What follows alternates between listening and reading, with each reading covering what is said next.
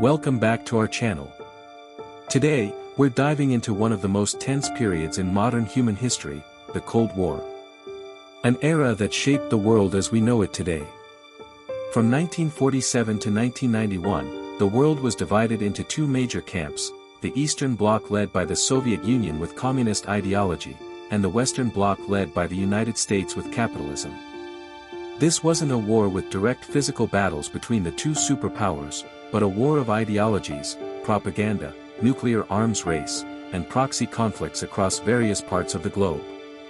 And behind all this global drama, there were extraordinary figures who played crucial roles.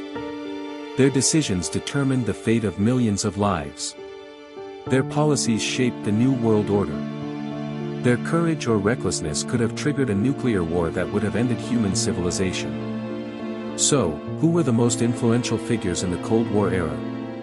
Let's explore their stories one by one, from the most influential to those who still left important marks in history.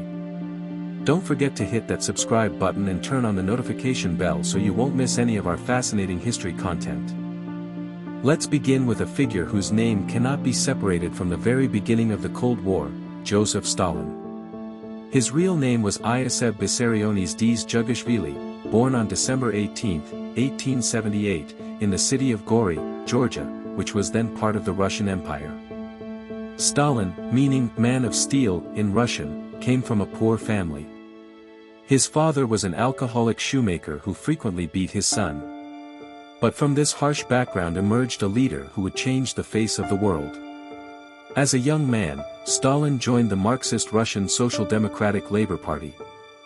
He edited the party's newspaper, Pravda, and raised funds for Vladimir Lenin's Bolshevik faction through, let's say, unconventional means, robberies, kidnappings, and extortion.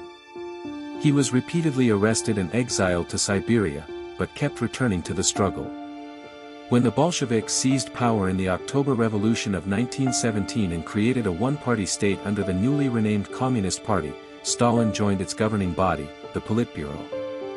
After Lenin's death in 1924, Stalin gradually consolidated power and became the absolute leader of the Soviet Union. Under Stalin, the Soviet Union underwent dramatic transformation through the five-year plan programs.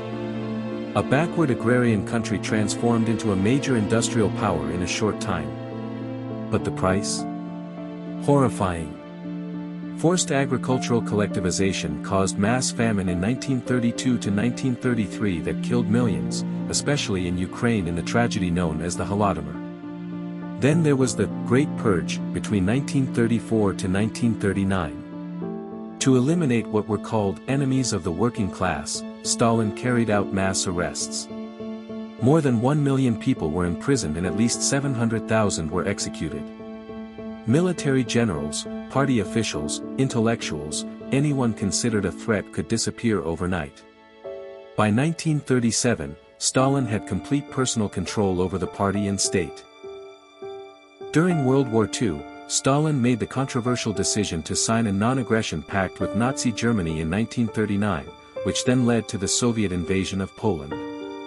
However, Hitler betrayed this pact by invading the Soviet Union in 1941. Despite devastating initial losses, millions of Soviet soldiers killed or captured, the Red Army managed to repel the German invasion and eventually captured Berlin in 1945, ending World War II in Europe. This victory positioned Stalin and the Soviet Union as one of two world superpowers, alongside the United States. The Soviets annexed the Baltic states and helped establish Soviet-aligned governments throughout Central and Eastern Europe, China, and North Korea. The tensions between the Soviet-backed Eastern Bloc and the US-backed Western Bloc became known as the Cold War. Stalin led his country through post-war reconstruction, during which the Soviet Union successfully developed nuclear weapons in 1949, shocking the West, which thought they were still far behind. Stalin's final years were marked by another major famine and an anti-Semitic campaign that peaked in the Doctor's Plot, false accusations that Jewish doctors were planning to murder Soviet officials. Stalin died on March 5, 1953, under circumstances that remain mysterious. There's speculation that he wasn't immediately given medical attention because his guards were afraid to disturb his sleep. He was eventually succeeded by Nikita Khrushchev, who later denounced his predecessor and initiated the de-Stalinization of Soviet society. Stalin's legacy is deeply complex. He's considered one of the most significant figures of the 20th century. To some, he was a victorious war leader who transformed the Soviet Union into a major world power. To others, he was a tyrant responsible for the deaths of millions through mass repression, ethnic cleansing, deportations, executions, and famines. What's certain is that without understanding Stalin, we cannot understand the origins. Now let's move to the other side of the Iron Curtain, to the United States, and talk about one of the most iconic presidents in U.S. history, John Fitzgerald Kennedy, better known as JFK. Kennedy was born on May 29, 1917, in Brookline, Massachusetts, to a wealthy and influential family. His father, Joseph P. Kennedy Sr., was a successful businessman and former U.S. ambassador to Great Britain. The Kennedy family was truly an American political dynasty. JFK grew up with privilege, attending elite institutions like Choate and Harvard. However, his life wasn't always easy. He suffered from various chronic health problems since childhood, including severe back pain that would torment him throughout his life. During World War II, Kennedy served in the U.S. Navy and became a war hero after his patrol torpedo boat, PT-109, was rammed by a Japanese destroyer. Kennedy led the surviving crew to swim to the nearest island, even pulling an injured crew member with a life preserver strap between his teeth. This heroic tale later became an extraordinary political asset. After the war, Kennedy entered politics. He was elected to Congress in 1946, then senator in 1952. In 1960, at age 43, he became the youngest elected president of the United States, also the first Catholic president. Kennedy's presidency occurred at the height of the Cold War, and some of the era's most critical moments happened during his brief term. Let's discuss the Bay of Pigs invasion in April 1961. This was a failed CIA-backed attempt to overthrow Cuban leader Fidel Castro using trained Cuban exiles. The invasion was a total disaster. The invaders were captured or killed within days. Kennedy had to accept responsibility for this failure, which embarrassed his administration and strengthened Castro's position. But the biggest crisis during Kennedy's presidency, and perhaps the most dangerous moment in the entire Cold War, was the Cuban Missile Crisis in October 1962. Imagine the situation. US U-2 spy planes discovered that the Soviet Union was installing nuclear ballistic missiles in Cuba, just 90 miles from the Florida coast. These missiles could reach most major US cities within minutes. The world was suddenly on the brink of nuclear war. For 13 tense days, Kennedy and his advisors deliberated on how to respond. Some generals urged an airstrike or full invasion of Cuba. But Kennedy chose a more cautious approach, a naval blockade, or what was euphemistically called a quarantine, to prevent Soviet ships from bringing more missiles to Cuba. Tension mounted as Soviet ships approached the blockade line. The world held its breath. Would they try to break through? Would this trigger nuclear war? Finally, through intense back-channel diplomacy, including a secret deal where the US would withdraw its missiles from Turkey, Nikita Khrushchev agreed to remove the missiles from Cuba. The crisis ended. Nuclear catastrophe was averted. Kennedy's handling of the Cuban Missile Crisis is widely regarded as one of his presidency's greatest achievements. He demonstrated a combination of firmness and restraint that prevented an escalation that could have ended human civilization. Some analysts estimate that if more aggressive options had been chosen, we all might not be here today. After the crisis, Kennedy worked to reduce tensions with the Soviets. He delivered his famous speech at American University in June 1963, calling for a world safe for diversity, and inviting the Soviets to jointly seek peace. That same month, he announced the establishment of a direct hotline between Washington and Moscow, the famous Red Telephone, to prevent misunderstandings that could trigger nuclear war.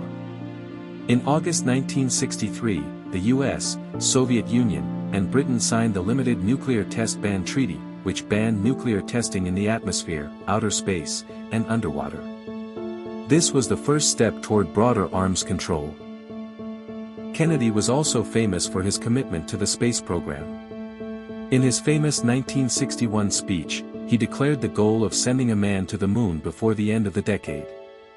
This wasn't just about scientific exploration, it was a prestige battle with the Soviets in the space race that became part of the Cold War. On the domestic front, Kennedy began laying the groundwork for significant civil rights legislation, though he moved cautiously for fear of alienating conservative Southern senators. But we'll never know what Kennedy could have achieved next. On November 22, 1963, he was assassinated in Dallas, Texas. His assassination shocked the world and spawned countless conspiracy theories that persist to this day. JFK served as president for only 1,036 days, but his impact on the Cold War was enormous.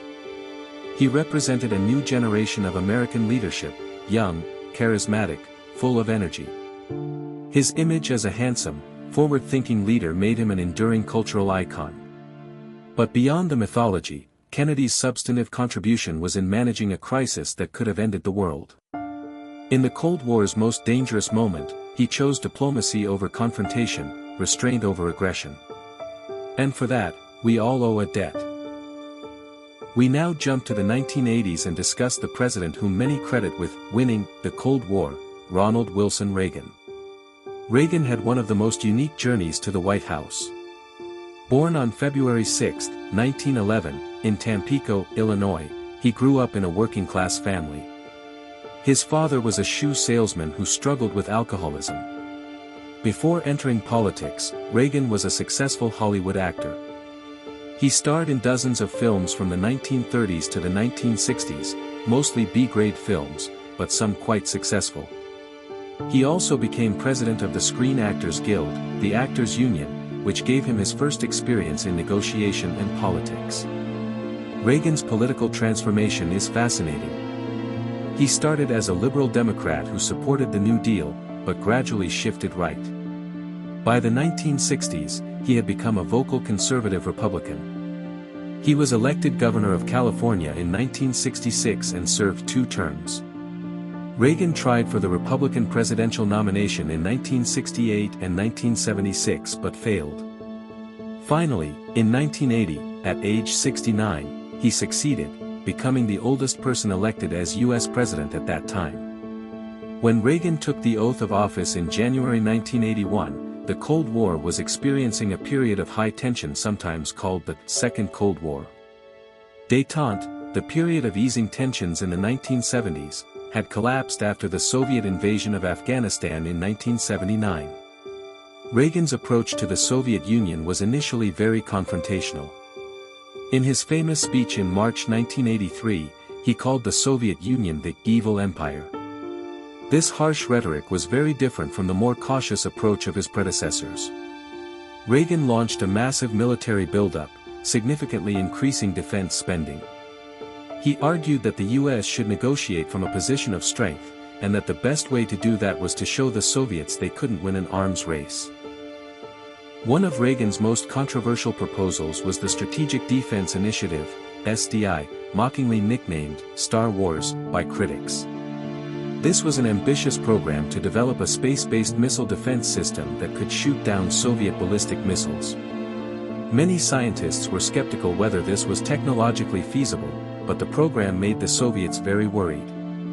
However, there was another side to Reagan's presidency that's often forgotten. Despite his harsh rhetoric, he was actually very anti-nuclear. He genuinely believed that nuclear weapons should be eliminated, not just controlled. This was a fairly radical position for a conservative president. When Mikhail Gorbachev became Soviet leader in 1985, Cold War dynamics changed dramatically. Gorbachev was a reformer who realized the Soviet Union was in serious trouble, a stagnant economy, an unwinnable war in Afghanistan, falling behind in technology. Reagan and Gorbachev developed a surprising working relationship. They met in a series of summits: Geneva, 1985, Reykjavik, 1986, Washington, D.C., 1987, and Moscow, 1988. The Reykjavik summit was particularly dramatic. Reagan and Gorbachev nearly reached an agreement to eliminate all nuclear weapons. Yes, you heard that right, all nuclear weapons. The deal fell apart in the final minutes because Reagan refused to limit his SDI program. But the fact that they even considered total elimination shows how far they had come. Despite Reykjavik's failure, these meetings produced real progress. The INF, Intermediate Range Nuclear Forces, treaty signed in 1987 eliminated an entire category of nuclear weapons, intermediate-range missiles in Europe. This was the first time the two superpowers actually reduced, rather than just limited, their nuclear arsenals. Reagan also delivered his famous speech at the Brandenburg Gate in West Berlin in June 1987. Standing before the Berlin Wall, he challenged, "Mr. Gorbachev, tear down this wall." At the time, many considered this empty rhetoric. But 2 years later, in November 1989, the Berlin Wall actually fell.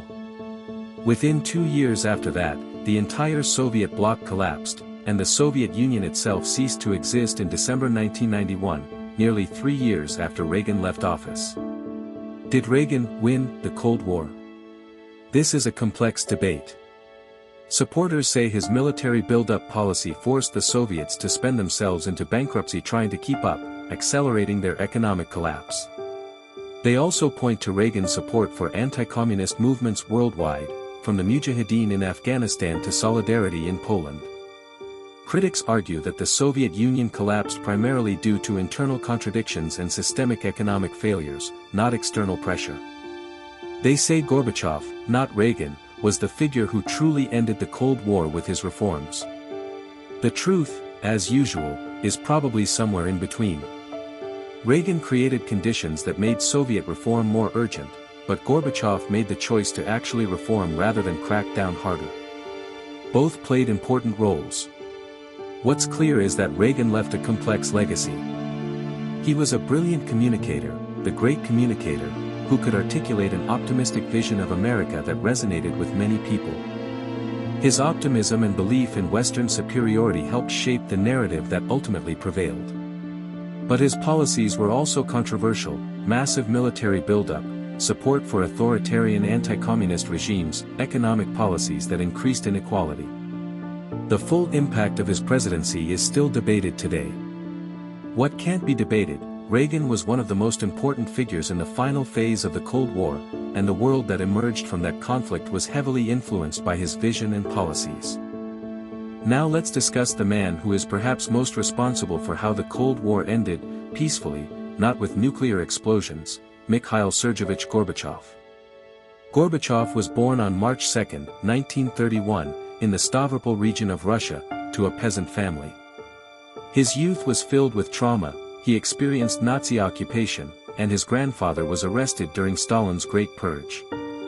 These experiences shaped his views on the need for change in the Soviet system. Unlike many previous Soviet leaders, Gorbachev received a proper university education, graduating from the law faculty of Moscow State University in 1955. He rose through Communist Party ranks in the Stavropol region, showing administrative ability and willingness to try new approaches. Gorbachev moved to Moscow in 1978 and became a Politburo member in 1980.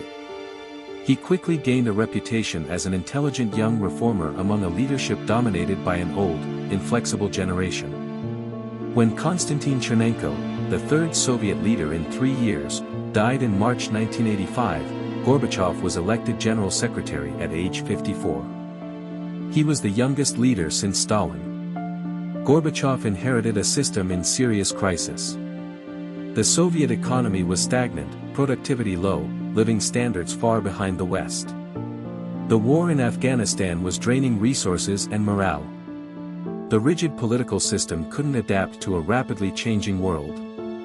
The Chernobyl disaster in April 1986 revealed the system's inability to handle crises with transparency. Gorbachev's response: 2 policies that would change world history: glasnost, openness, and perestroika, restructuring. Glasnost meant increased transparency and freedom of information in government institutions. For the first time in Soviet history, citizens could openly criticize the government. Media began reporting social problems previously taboo, from crime to poverty to corruption. Previously banned books were published. Open discussions about Soviet history, including Stalin's crimes, were permitted. This might sound like small changes to those of us living in open societies, but in the Soviet Union, this was revolutionary. Imagine living in a country where all information was government-controlled, and suddenly you could hear the truth about your country's history and conditions. Glasnost opened Pandora's box that couldn't be closed again. Perestroika was an attempt to restructure the Soviet economy. Gorbachev tried to introduce market economy elements within a still socialist system. Enterprises were given more autonomy. Small private cooperatives were allowed. Foreign investment was encouraged. But economic reform proved far more difficult than hoped. A system that had operated in a certain way for decades couldn't change overnight.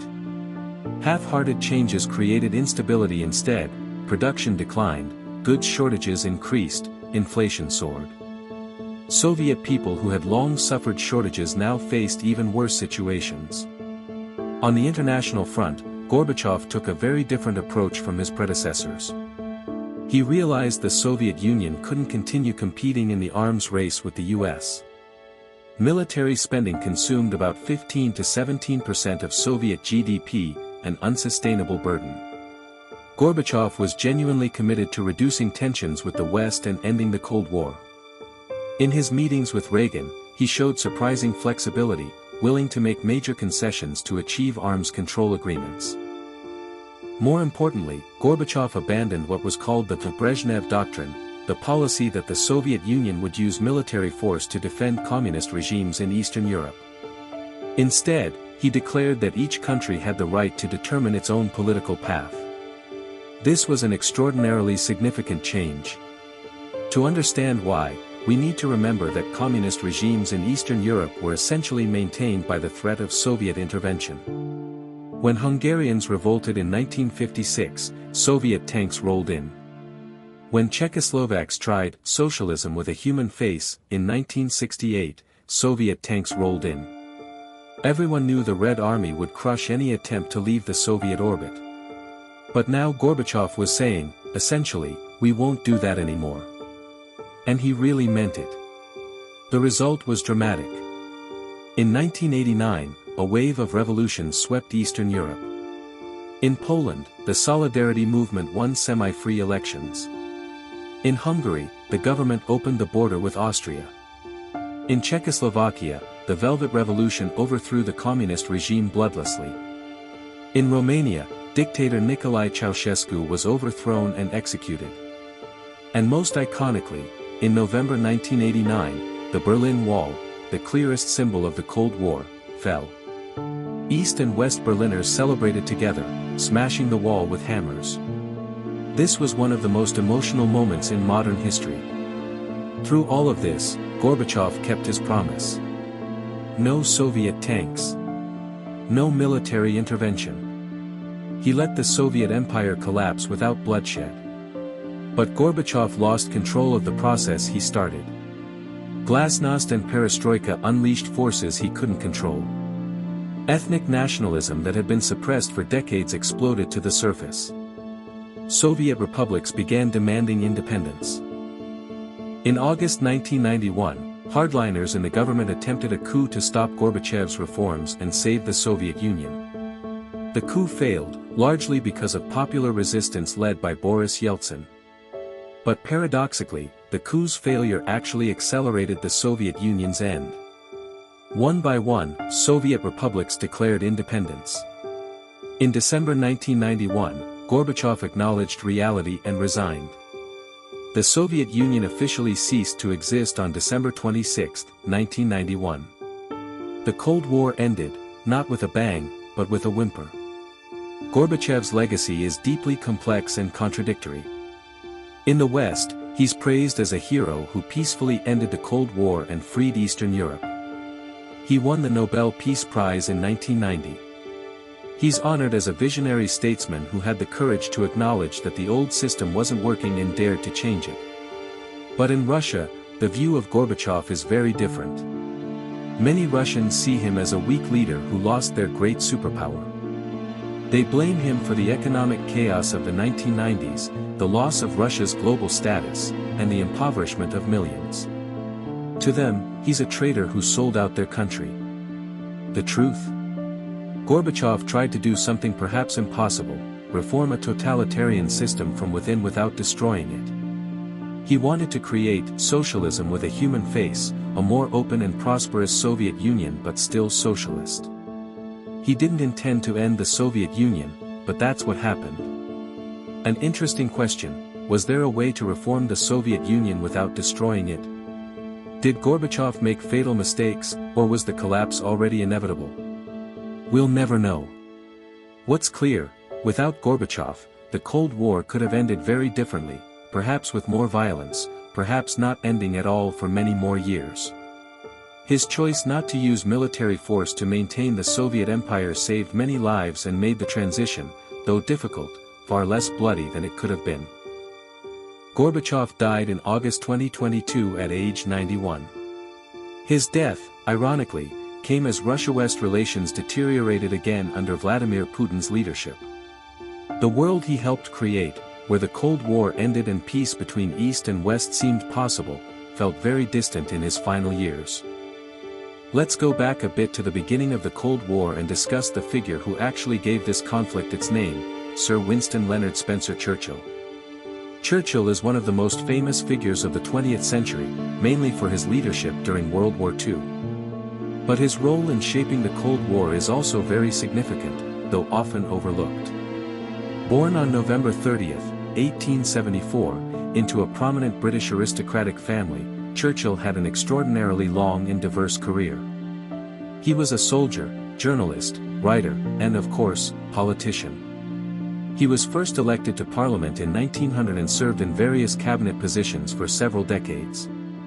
But we'll focus on his role at the end of and after World War II, because this is where his contribution to the beginning of the Cold War is clearest. During World War II, Churchill led Britain against Nazi Germany as Prime Minister. He formed an important alliance with Franklin D. Roosevelt of the United States and, more controversially, with Joseph Stalin of the Soviet Union.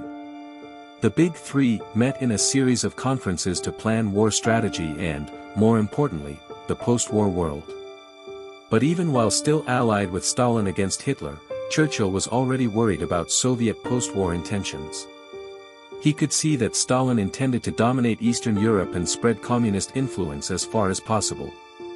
In October 1944, in a famous meeting in Moscow, Churchill and Stalin made what's called the Percentages Agreement, an informal agreement dividing southeastern Europe into Soviet and British spheres of influence. Churchill wrote the proposal on a piece of paper: Romania 90% Soviet, Greece 90% British, Yugoslavia and Hungary 50-50, Bulgaria 75% Soviet. Stalin checked his approval with a blue pencil. This was highly controversial. Essentially they were dividing Europe like cutting a cake, without consulting the countries concerned. But Churchill argued this was realpolitik necessary to prevent total Soviet domination. In February 1945, at the Yalta Conference in Crimea, the Big Three met again. Roosevelt was already seriously ill, he would die 2 months later, and Churchill felt the US president was too naive about Stalin and his intentions. The agreements at Yalta, about the division of Germany, formation of the United Nations, and the future of Eastern Europe, would shape the post-war world order. Churchill wasn't satisfied with Yalta's results. He felt too many concessions were made to Stalin, and that Eastern Europe would fall under Soviet domination. His worries proved correct. In May 1945, immediately after Germany's surrender, Churchill sent a famous telegram to the new US President, Harry Truman. He wrote about an Iron Curtain descending across Europe, dividing the continent between East and West. This was the first use of a phrase that would become one of history's most famous metaphors. But surprisingly, in the British election of July 1945, amid celebrations of war victory, Churchill and his Conservative Party were soundly defeated by the Labour Party. The British people wanted the social and economic change promised by Labour, not Churchill's conservatism. So ironically, this man for wartime lost power just as the war ended. But Churchill didn't stop influencing world events. On March 5, 1946, at Westminster College in Fulton, Missouri, he delivered one of the most famous speeches in history, the Sinews of Peace speech, better known as the Iron Curtain speech. With President Truman sitting behind him, Churchill declared, "From Stettin in the Baltic to Trieste in the Adriatic, an iron curtain has descended across the continent." He warned that the Soviet Union was expanding its influence and control, and that the free world must unite to confront it. This speech was very controversial at the time. The Soviet Union was still officially an ally, and many people considered Churchill too confrontational, even warmongering. But as time passed and Soviet intentions became clearer, Churchill's words looked increasingly prophetic. Churchill was essentially the first person to articulate what would become Western policy toward the Soviets: containment, containing Soviet expansion through coordinated military, economic, and political strength. He returned as Prime Minister from 1951 to 1955, but by then he was old and his health declining. He suffered several strokes during this period. Nevertheless, he continued to be an influential voice in Western politics and relations with the Soviets. Ironically, in his final years of leadership, Churchill, who had been so anti-Soviet, now advocated détente, easing tensions with Moscow. He worried that the nuclear arms race could destroy civilization, and hoped high-level summit meetings could reduce the danger. Churchill retired from politics in 1955 but lived until 1965, dying at age 90. His funeral was a magnificent state occasion, one of the grandest in 20th century Britain. Churchill's legacy is vast and complex. He was a brilliant war leader who helped save democracy from Nazism. But he was also an old-fashioned imperialist who defended the British Empire even as the colonial era ended. Some of his policies, such as his response to the Bengal famine of 1943, are highly controversial. In the context of the Cold War, his contribution is clear.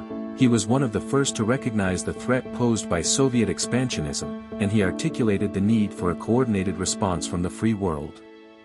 The phrase, Iron Curtain, that he coined became the defining symbol of that era. Without Churchill, the post-war world might look very different.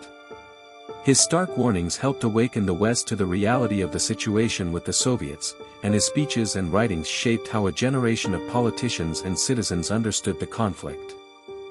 Now let's return to the Soviet Union and discuss one of its most interesting and contradictory leaders, Nikita Sergeyevich Khrushchev. Khrushchev was born on April 15, 1894, in the village of Kalinovka in southwestern Russia, to a very poor peasant family. His youth was very different from Stalin's. No proper formal education, he worked as a factory worker and miner from his teens. He joined the Bolshevik Party in 1918 and fought in the Russian Civil War. Khrushchev rose through party ranks through hard work and loyalty to Stalin. During the Great Purge of the 1930s, he not only survived but actually thrived, showing he was willing to do whatever it took to stay on Stalin's right side. During World War II, Khrushchev served as a political commissar at the front, including in the bloody Battle of Stalingrad. He became a full Politburo member in 1939. After Stalin's death in 1953, there was a brief period of collective leadership, but Khrushchev gradually consolidated power. By 1956, he was the dominant Soviet leader, though he never had the absolute power Stalin had. And this is where things get very interesting. In February 1956, at the 20th Party Congress, Khrushchev delivered what's called the secret speech, a 4-hour speech denouncing Stalin's crimes. This was a shocking and historic moment. Imagine, for more than 20 years, Stalin had been worshipped as an almost godlike leader, wise and infallible. His personality cult permeated every aspect of Soviet society. And now, his successor was openly acknowledging that Stalin was a brutal tyrant responsible for the deaths of millions of innocent people. Khrushchev detailed Stalin's repression, mass executions, deportations, and paranoia that destroyed the party and military. He condemned the cult of personality and called for a return to Leninist norms in party life. The speech wasn't officially published in the Soviet Union, it was read in a closed session of the Congress, but its contents quickly leaked and spread. The impact was tremendous, both in the Soviet Union and throughout the communist world. Domestically, the process of de-Stalinization began. Thousands of political prisoners were released from the Gulag. Cities named after Stalin were renamed. Stalingrad became Volgograd, for example. Stalin's body was removed from Lenin's mausoleum in Red Square. There was a feeling that a new, more open era was beginning. But outside the Soviet Union, the speech created shockwaves in the international communist movement. If Stalin, who had been worshipped as a working-class hero, was actually a mass murderer, what did that mean for communism itself? Many communists in the West experienced a crisis of faith. In Eastern Europe, the impact was even more dramatic. In Poland, there were riots and leadership changes. And in Hungary, in October 1956, a major uprising broke out demanding democratic reforms and Soviet withdrawal. Khrushchev's response to the Hungarian uprising revealed the limits of his reforms. After initially hesitating, he sent Soviet tanks to Budapest to crush the uprising. Thousands died, and uprising leader Imre Nagy was executed. It was clear that despite de-Stalinization, the Soviet Union wouldn't tolerate its satellite states leaving the Soviet orbit. In foreign policy, Khrushchev was a very active and sometimes reckless figure. He believed in what he called peaceful coexistence with the West, the idea that both systems could exist together without war, and that communism would ultimately win through its economic superiority, not through military conflict. But he was also often confrontational and impulsive. There are many famous stories about Khrushchev's behavior. During his visit to the United States in 1959, he engaged in the kitchen debate with Vice President Richard Nixon about which economic system was superior, while standing in an exhibition of a modern American kitchen. In 1960, at a UN General Assembly session, Khrushchev allegedly took off his shoe and banged it on the table to show his disagreement, though the details are disputed. But this action created an image of Khrushchev as an unpredictable and crude leader. Most seriously, of course, was the Cuban Missile Crisis of 1962, which we discussed earlier. Khrushchev's decision to place nuclear missiles in Cuba nearly caused World War III. In retrospect, this looks like a very poor calculation. But it must be acknowledged that when the crisis reached its peak, Khrushchev showed wisdom by backing down. In his letters to Kennedy, he wrote very emotionally about the danger of nuclear war. If indeed war should break out, he wrote, then it would not be in our power to stop it. For such a war would inevitably escalate into a nuclear world war. Ultimately, Khrushchev chose to avoid confrontation and withdraw the missiles from Cuba in exchange for assurances that the US wouldn't invade Cuba, and the secret withdrawal of US missiles from Turkey. He chose peace over prestige. But in Soviet politics, this decision was seen as weakness.